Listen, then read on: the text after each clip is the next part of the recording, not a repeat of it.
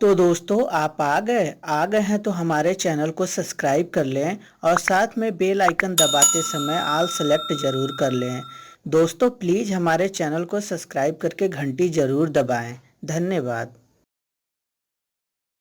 एक समय की बात है, एक गांव में एक कविता नाम की लड़की रहती थी। कविता एक नंबर की अय्यासी थी, क्योंकि उसे नए नए कपड़े पहनने और नए नए जगह पे घूमना उसे बहुत ज़्यादा पसंद था। उसके साथ उसकी माँ भी रहती थी। उसके माँ बैंक में कैशियर थी। एक दिन कविता अपनी माँ से बोलती है, माँ मुझे 10,000 रुपये चाहिए।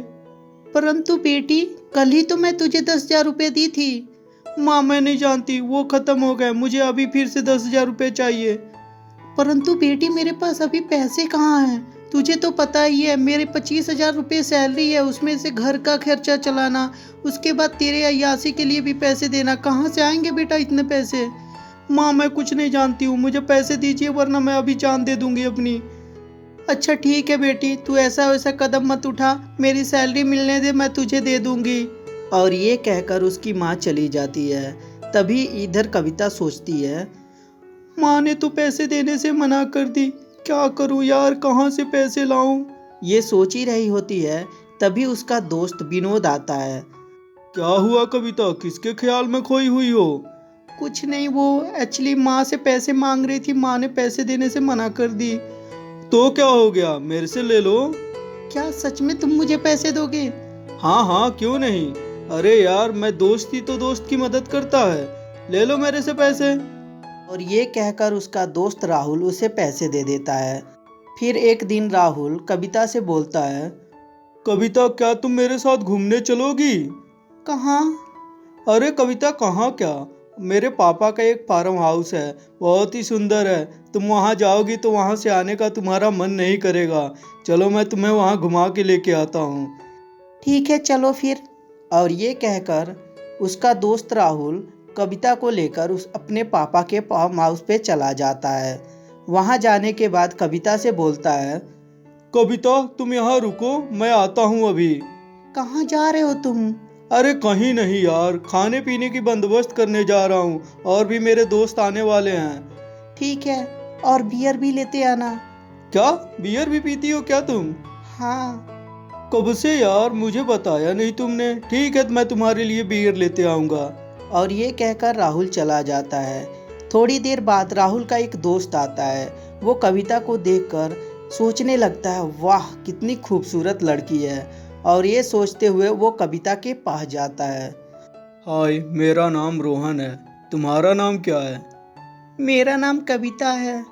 बहुत ही सुंदर नाम है तुम्हारा, क्या तुम मुझसे दोस्ती करोगी? नहीं, मैं ऐरे गैरे लोगों से दोस्ती नहीं करती। अरे ऐरा गैरा कहाँ से हूँ, मैं भी तो राहुल का दोस्त ही हूँ, और ऐसे भी तुम बहुत ही ब्यूटीफुल लग रही हो, तुम मुझसे दोस्ती कर लो। मेरे पापा का 2-2 मील चलता है और मेरे पास पैसे की कमी नहीं है, जितना बोलोगी उतना खर्चा करूँगा तुम्हारे ऊपर। जब इस बात को कविता सुनती है तो कविता तो पैसे की भूखी रहती है। कविता रोहन के करीब आने लगती है और कविता और रोहन दोनों एक दूसरे से पति पत्नी के तरह बिहेव करने लगते हैं और वो सब कुछ करते हैं जो एक पति पत्नी के बीच होता है। एक दिन कविता रोहन से बोलती है, रोहन चलो हम दोनों एक दूसरे से शादी कर लेते हैं। शादी? क्यों भला, अचानक तुम्हारे दिमाग में ऐसा कैसे ख्याल आ गया? रोहन, अगर जो तुम मुझसे शादी नहीं किए तो सभी को पता चल जाएगा हम लोग के बारे में। क्या बात कर रही हो, कैसे पता चल जाएगा तुम्हारे और हमारे बारे में? मैं माँ बनने वाली हूँ, इसलिए सबको पता चल जाएगा। क्या तुम्हारा दिमाग खराब है? तुम कैसे माँ बन सकती हो? मैं हमेशा प्रोटेक्शन यूज करता हूँ। प्लीज समझा करो, मैं सचमुच माँ बनने वाली हूँ।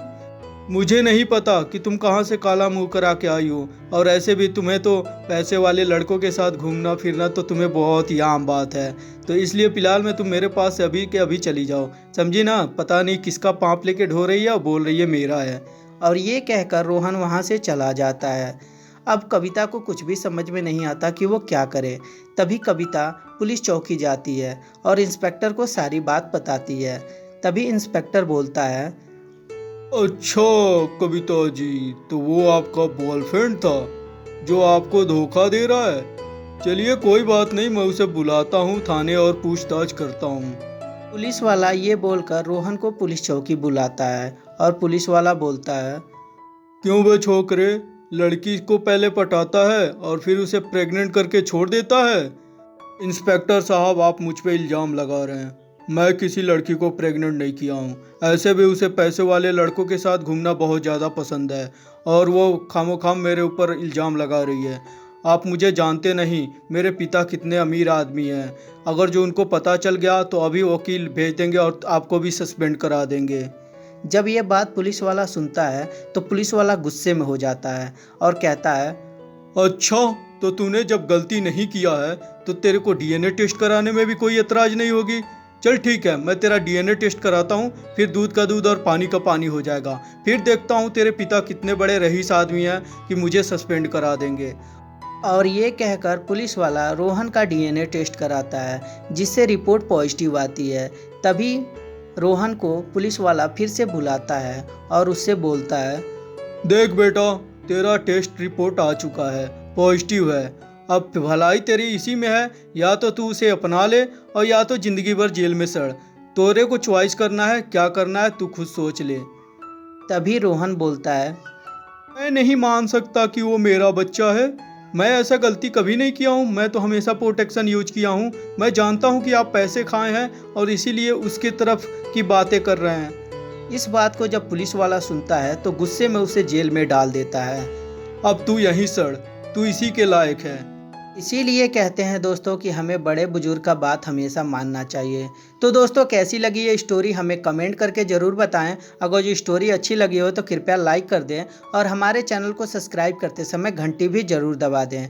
और हाँ दोस्तों, अपने दोस्तों के साथ शेयर ज़रूर कर दें और साथ ही साथ घंटी दबा के प्लीज़ सब्सक्राइब भी ज़रूर कर लें। धन्यवाद दोस्तों।